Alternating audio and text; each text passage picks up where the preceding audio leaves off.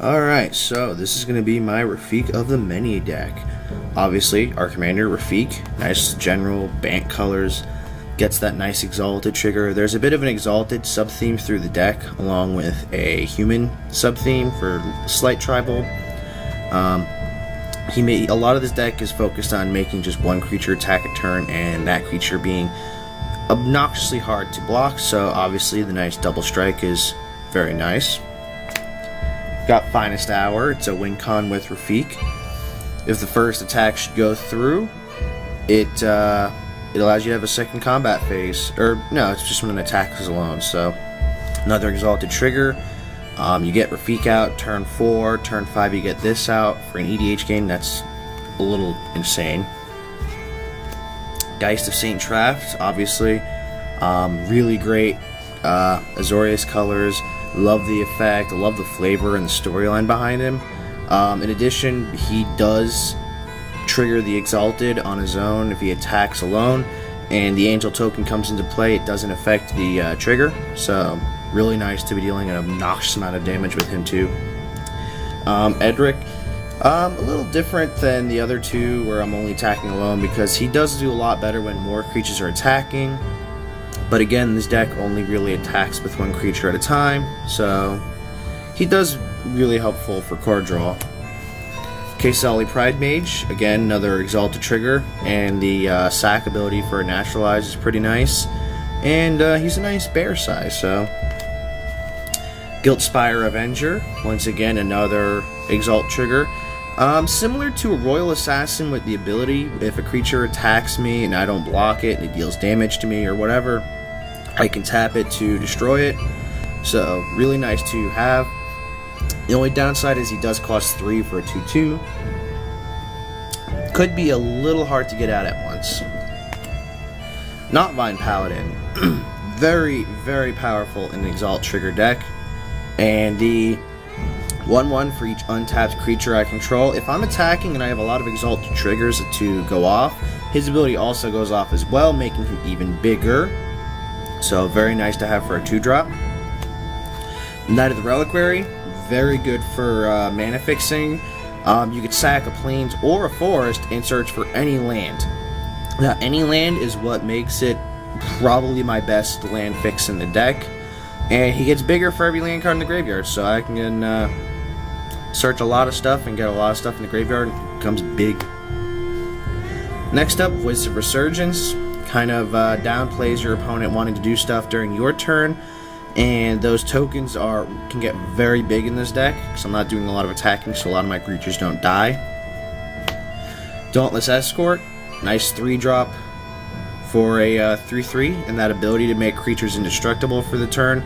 Very useful, especially if someone throws out a board wipe or something, or is blocking me with something big enough to destroy my stuff. Very helpful. Dueling Grounds sort of encourages the Exalted theme. I can only attack with one creature. The opponents cannot block with more than one creature. Very nice for a 3-drop. Plays very nicely into the theme. Also could be a very big pain in the neck when your opponents forget they can only attack with one dude. Coiling Oracle, a nice little land booster. If you either get a land, you get it into play, or you draw a card. So either way, it's a very nice 2-drop, and get some of that blue in there. Wargate is probably one of the best tutors in this deck. I can search for a permanent with the converted cost of X or less, and then put it into play. So it's similar to Green Sun Zenith, except it's for permanents, and it can go for any color. So it's not just relegated to just green. Eladamri's Call, probably the best tutor in green. You get to search your library for a creature card and put it to your hand. The thing is it's an instant, so you can play it at any time. The end of your opponent's turn, going into your turn. Very helpful. Meddling Mage, nice little, it could shut down your opponents from playing their commanders. It can also prevent like a board wipe if you want to say, you're not casting Wrath of God or Damnation. Very nice.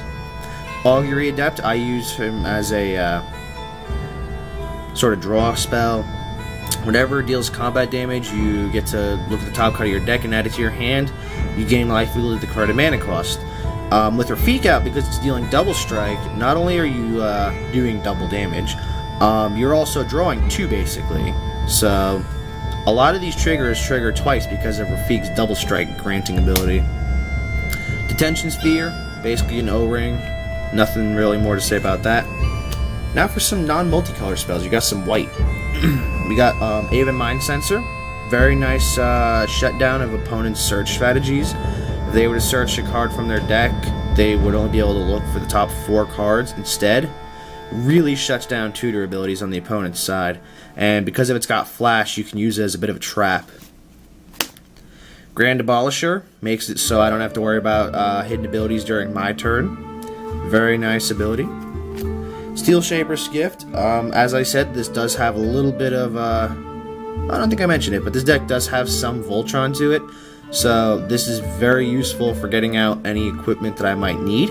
So it's a 1-drop, so it's like first turn. Oh look, I go for equipment. Condemn. Because of the new ruling on commanders, this is a little bit less powerful than it would have been, but it does still take care of a lot of threats pretty easily. So it's a very nice trap to have in hand. Sire Ascendant, because it's commander, it always comes out as a 6/6 the first turn. That lifelink is insane, and you know, a 6/6 with flying and lifelink for 1. I mean, how can you go wrong? One of the few planeswalkers in the deck, we have Elspeth Knight Errant. It's very nice to get creature tokens out. The +3/+3 in flying, I love throwing that on Rafiq last turn for game. And that ultimate ability with giving your basically your permanents indestructible is it's absolutely bonkers. So the classic O-ring, take care of a non-land permanent. If I have a problem with it, I just banish it. The new Therese Nielsen, Mother of Runes, really love the artwork on this. I personally prefer this over the old one with the older lady. This one's just really nicely artwork. So Swords to Plowshares, again, similar creature removal if I need to. And the life gain is very insignificant in this deck because I can take care of it very quickly. Path to Exile, another creature removal. Sun Titan, the majority of this deck actually costs less than 4. A few cards that cost 4, maybe 2 or 3 cost more, but a lot of stuff I can recurge with this. Sublime Archangel, more Exalt triggers, an absurd amount of Exalt triggers. This was probably one of my favorite cards in Standard while she was in Standard. Love that ability. I'm a huge fan of the Shards of Alara block, so this is really nice to throw out at people and be like, oh, my 10 creatures are giving all Exalt. So Battle Grace Angel, a newer addition to the deck. I love the Exalted trigger. Obviously, for a 5-drop, it's a little on the higher end of the curve, but the lifelink does help a lot with making this deck silly. Now for some green. Got Scoop Mob, so if I have a lot of lands in play, if this comes out late game, this can become a threat really quickly, because that's every turn that you would put 5 or 4 1/1 counters on Scoop Mob if I have 5 more lands. So it's very good for a 1-drop. Obviously, your classic Finehorn Elves making mana. Bird of Paradise, once again, more mana. Scavenging Ooze, classic Graveyard Hate. +1 counters on him and I gain a life. Gets pretty big pretty fast in a lot of decks. Absence Pilgrim gives me white mana. Frozen Grip, I prefer this over Naturalized because it's got quick split second, so your opponent cannot respond to this.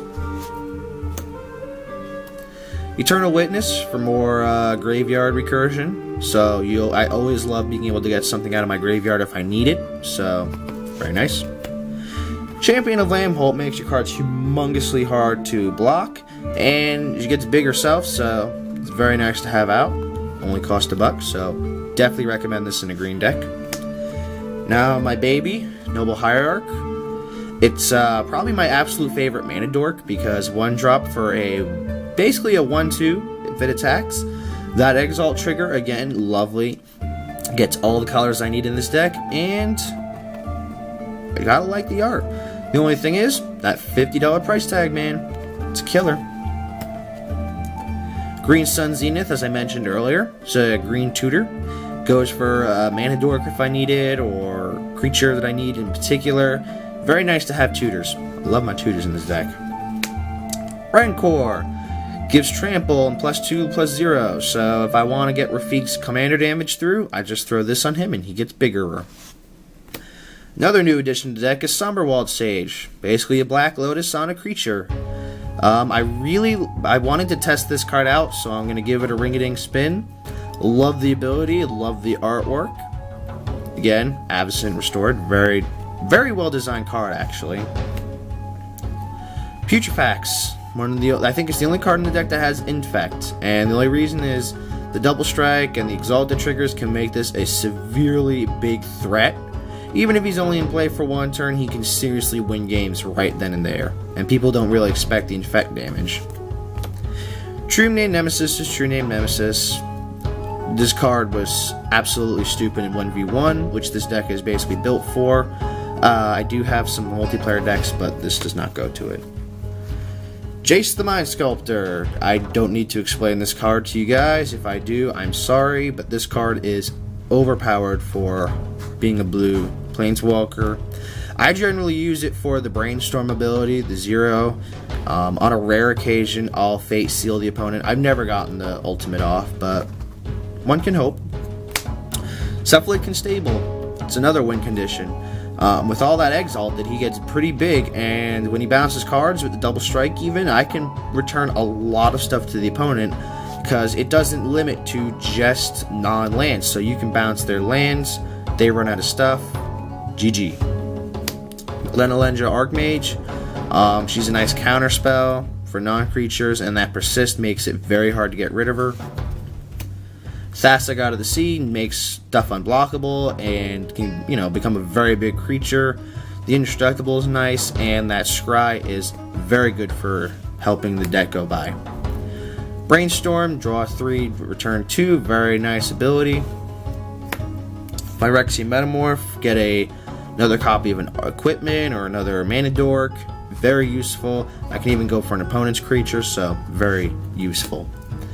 Chromatic Lantern, ultimate mana fixing artifact. Make all your lands tap for any color. Very useful. Skull Clamp, draw out cards if I nix off a creature. Very, very powerful. Swiftfoot Boots, it's another version of Lightning Greaves, so gotta love that hexproof and haste on Rafiq. Loxodon Warhammer, it's just pure life gain. Run Sword of War and Peace, because those you gotta have a few swords. Umejawa's Jitty is insane with double strike because you're putting double the counters on. Sword of Feast and Famine is my favorite sword, and I only run the 2. I like my lands getting untapped, so. Lightning Greaves, Shroud and Haste, gotta love it for a 2-drop. Sensei's Divining Top, classic scry kind of ability, nice card draw. Soul Ring, gotta have it in a commander deck for that land ramp, or mana ramp. Trailblazer Boots, most commander decks run non-basics unless they're monocolored. Even so, creatures are very hard to block with that. And now for my lands. So I only run one of the original dual lands because I'm not made of money, and so I run Savannah. So Plains and Forest. Love the artwork on this, and it's very nice to have a Plains or Forest I can search for with Knight of the Reliquary. I run one each of the 3 basic lands for the deck. Full art Zendikars. Really excited to be returning to Zendikar in a few months. I run the 3 shock lands. Gotta love getting them into play untapped. 3 plain lands for the mana fixing in a pinch. I run Dryad Arbor because it's a creature and it's also a land, and it's pretty interesting to go for with Knight of the Reliquary as well, because it does technically count as a forest. I do run only one of the fast lands. I don't have Razorverge Thicket. I might eventually put it in, but at the moment, when I ordered the lands for this, I forgot about it, so oops. Command Tower. If you're running a multicolor command deck, you will definitely want to put one of these in, because any mana in your commander's identity is going to be useful at any given point in the game, so my little shining flower here, Cavern of Souls, just jumped up with the recent Magic Origins set, so that's an interesting little boost. Because of the human sub-theme, this definitely comes in handy in making stuff uncounterable, including Rafiq.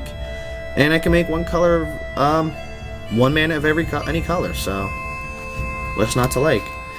City of Brass, it's a little mana confluence on another name. Seaside Citadel, one of the few lands that comes into play tapped in this deck. I'm not a big fan of cards that come into play tapped, you know. I've played too many games where the game is over quickly, so I like to have my lands come in untapped.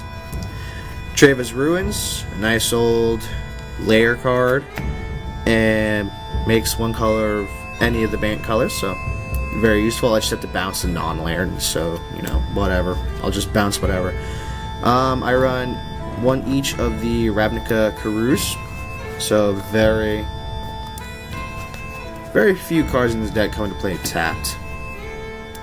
I run a few fetch lands. I run Polluted Delta, which I might be taking out soon because, you know, I like that I can search for a blue island, but I obviously do not run swamps in this deck, so this is a little limited in its use. Misty Rainforest, I actually was lucky enough to get this right before the time they started dropping. Flooded Strand, very helpful for the Azorius colors, and then Windswept Heath. Fairy Conclave, people forget that this is a man land sometimes when I face them. Get that nice 2-1 with flying, make it multiple times, so, you know, on the opponent's turn I can put it into being a fairy if I need a blocker. And, you know, the blue mana is very useful. The only thing is it comes in play tapped.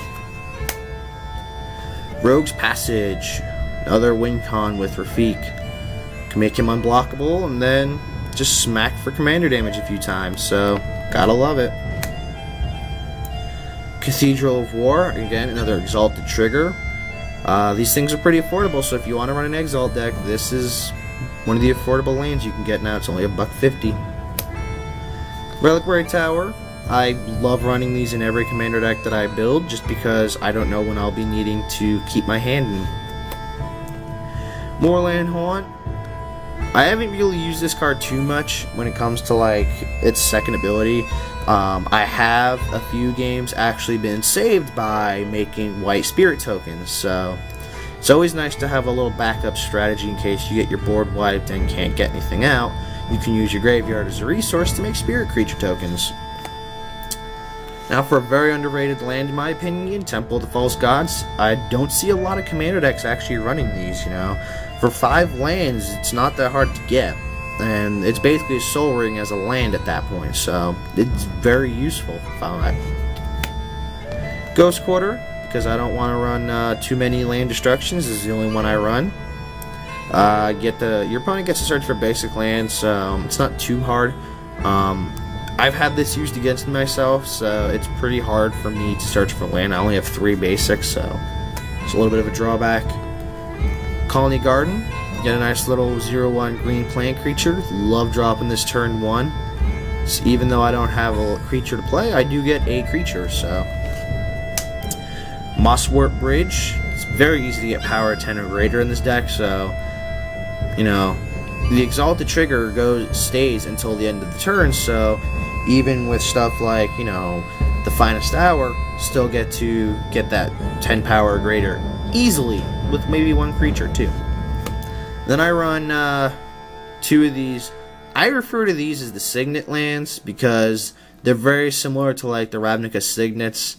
I'm not really big on these. If I had a card better to run than them, I would probably swap them out, but I don't know. They kind of do help me once in a while, so they're not bad. And then finally, I run 3 check lands. And that's my commander deck. Hope you guys enjoyed that. If you do, leave a like, make sure to comment and let me know what you think. If there's a commander you'd like me to build a deck around, leave it in the comments below. Hope you guys have a great day, and take care.